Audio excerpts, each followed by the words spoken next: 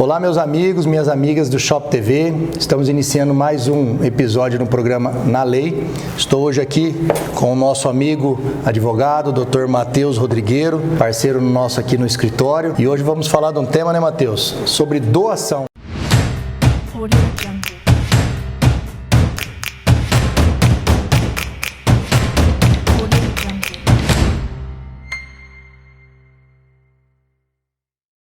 Acho que é um tema curioso, um tema que as pessoas muitas vezes têm dúvidas e esse programa, esse episódio é para tirar as dúvidas em relação à doação. Então vamos começar falando, Matheus, acho que é uma coisa importante para que as pessoas saibam, a primeira coisa, que você não pode doar tudo, né? Sim. Porque às vezes as pessoas falam, eu vou doar, eu tenho um filho que eu sou obrigado com meu filho, eu vou doar tudo, ele vai ficar com nada, né? Não pode doar tudo. Como que é a legislação em relação ao que pode ser doado, o que é disponível, o que não é disponível para doação? Muito obrigado pela palavra, Dr. Rodolfo. Gostaria de cumprimentar os ouvintes da Shop TV. Em relação à doação, ela não é absoluta, ou seja, você não pode desfazer de todo o seu patrimônio em detrimento de um filho. Vamos supor que você seja um pai de família e tenha 3 filhos. O senhor não poderia doar a seu único bem, que é uma casa, para um filho em detrimento dos outros. Por quê? Porque quando você doa um bem seu para um herdeiro, isso é considerado na lei como antecipação de herança. Apesar dos outros herdeiros não precisarem autorizar que o senhor doe, eventual inventário posterior, essa doação pode ser anulada, porque tem que ser respeitado o quinhão da herança de cada um. Não é mesmo, Dr. Rodolfo? Exatamente, né, Matheus? A gente fala que os herdeiros necessários, né, que são os filhos lá, natureza, eles têm que ser reservados 50%. Isso aí a lei não permite que você, por exemplo, eu quero doar e eu tenho que reservar 50% para os herdeiros necessários. Eu posso dispor, e aí eu posso doar para quem eu quiser, né? Tem um amigo, um companheiro, uma pessoa que me ajudou a vida toda, uma pessoa que eu sou muito grato, eu quero doar uma parte do meu patrimônio. Você pode doar até 50% do seu patrimônio e o restante vai ficar reservado para os seus filhos, para os herdeiros necessários nesse caso que a gente está dando como exemplo. Outra coisa que é importante falar também na doação, né, Matheus, que tem formalidades, né? Sim. Tem imposto, às vezes a pessoa fala, eu vou doar, vou lá, faço um contratinho e eu dou. Não vai pagar nada. Não vai ficar, não é bem assim. Tem custos, né? Tem imposto, que é o ITCMD, que é o Imposto de Transmissão, né? Causa morte e doação. Imposto estadual. É um imposto estadual, que cada estado, inclusive, tem a sua alíquota, né? Isso tem, inclusive, na reforma tributária está sendo discutido, uma forma progressiva, mas hoje ainda é de 2% a 8%, dependendo do estado. Mas isso aí vai ter alterações. E você tem alguns requisitos, né? Você precisa fazer de forma formal para ter a validade dessa doação, não é isso? Isso mesmo. Via de regra, hoje a Justiça brasileira entende que, caso haja doação de um bem imóvel acima de 30 salários mínimos, é obrigatório que a escritura seja feita em cartório, para que haja validade. Como recomendação jurídica, é sempre interessante a formalização de qualquer tipo de doação, mesmo que seja de uma pequena monta, porque existem fatores diferentes que são levados em conta nesse estabelecimento. Uma outra coisa, Dr. Rodolfo, que é importante o público ser informado, a doação, quando você tem uma propriedade, você decide doar ela para alguém, ela não necessariamente precisa ser de imediato. Como assim?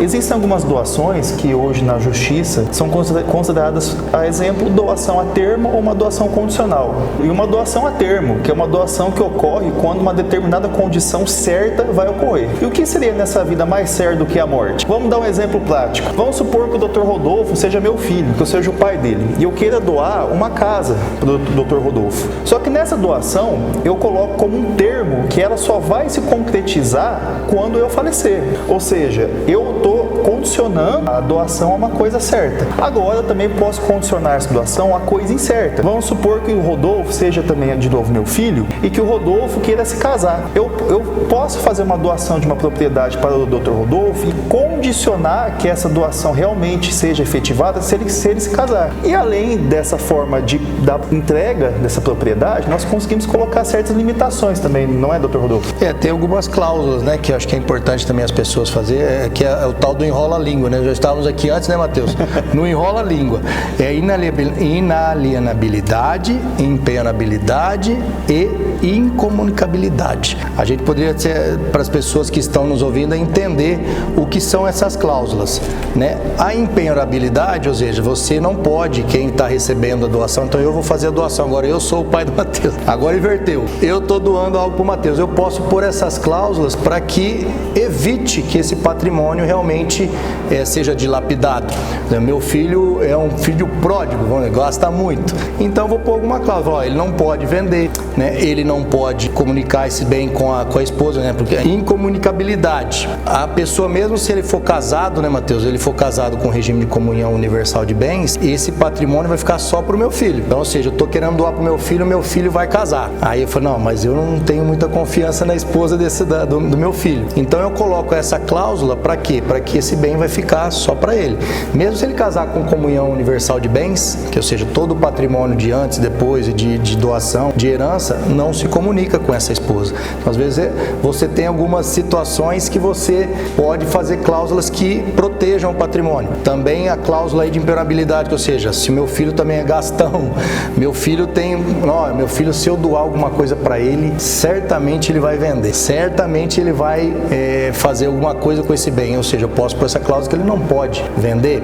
Tem a cláusula também de reversão, né, Mateus? Isso. Que é no caso no caso de morte, você doa para uma pessoa, se ele morrer, esse patrimônio volta para mim. Vamos dizer que ele morra primeiro que eu, né? Doei para alguém e aí você pode pôr essa cláusula de reversão, ou seja, se ele morrer, volta para mim esse patrimônio, que ou seja, que eu vou distribuir de novo para os meus herdeiros, ou eu posso doar para outra pessoa. Então são cláusulas que podem ser colocadas. Também tem do usufruto, não é isso, Mateus? Isso mesmo. Para explicar o que é usufruto, e essa é uma cláusula muito utilizada, né? O usufruto é uma das cláusulas mais comuns que se vê no meio jurídico hoje, quando se fala de doação, que eu vou dar um exemplo muito prático. Eu agora virei pai do Rodolfo de novo. Você está querendo ter um filho, hein? Não, ainda não. Ele é meu filho e eu quero doar uma casa para ele. Ele é meu filho único. E vamos supor que eu seja sozinho, não tenha mais ninguém. Só que eu, sendo idoso, se eu fosse idoso, eu não teria mais onde morar, porque tudo que eu tenho na minha vida eu doei já para o meu filho em vida. Então, ou seja, eu posso, nessa doação, aplicar uma cláusula de usufruto. O que seria isso? Que apesar do imóvel ser da propriedade dele, eu tenho o direito de usufruir desse imóvel até o meu falecimento. Então, Rodolfo, entendo que essa é uma cláusula muito importante, talvez a mais importante. Exatamente, para proteger as pessoas que ficam mais vulneráveis, ainda mais decorrente da idade. Então, isso aí realmente consegue ser muito aplicado. Eu acho que isso tem que ser muito aplicado, porque às vezes as pessoas, primeiro, você defende seu restante de vida, porque muitas vezes a doação, muitas famílias são assim, falam, é melhor eu fazer a doação em vida, porque se eu deixar meu patrimônio, vai dar briga, né? Meus filhos, a esposa, às vezes tem 2 casamentos, tem a mãe dos filhos com a atual esposa, então é aquela coisa surtida. Então muitas vezes em vida, o pai ou o proprietário desses bens fala, quer saber, eu já vou doar uma casa para o meu filho, para o meu outro filho, vou doar o que eu posso doar e vou reservar o usufruto para mim. Ou seja, eu vou continuar usando, alugando, emprestando, fazendo o que eu quero com essa casa, menos vender, porque a propriedade eu passei com a doação. Mas eu garanto meu final de vida e depois que eu falecer, não vai precisar nem fazer o tal do inventário, porque o bem já está tudo dividido e a gente sabe que a divisão, né, Mateus, a partilha, esse inventário é o que dá mais confusão na vida moderna, nas famílias e muitas vezes destrói famílias, destrói amizade e parcerias de irmãos, de familiares, pai com mãe, porque na hora da partilha do bem há essa confusão. Então a cláusula de usufruto também é muito importante e eu acho que isso é muito utilizado e a gente fazer esses esclarecimentos é importante para que as pessoas tirem as dúvidas e também se protejam e muitas vezes você protege o seu patrimônio, você destina o patrimônio para quem você quer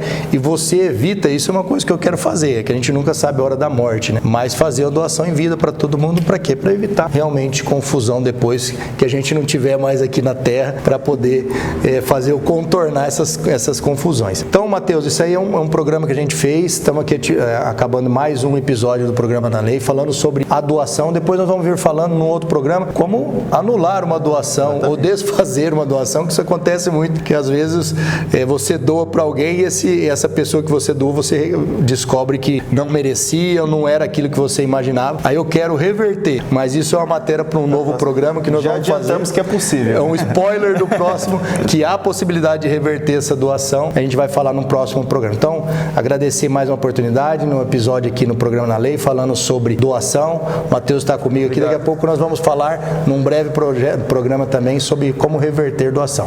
Um abraço a todos e até a próxima oportunidade. Até mais.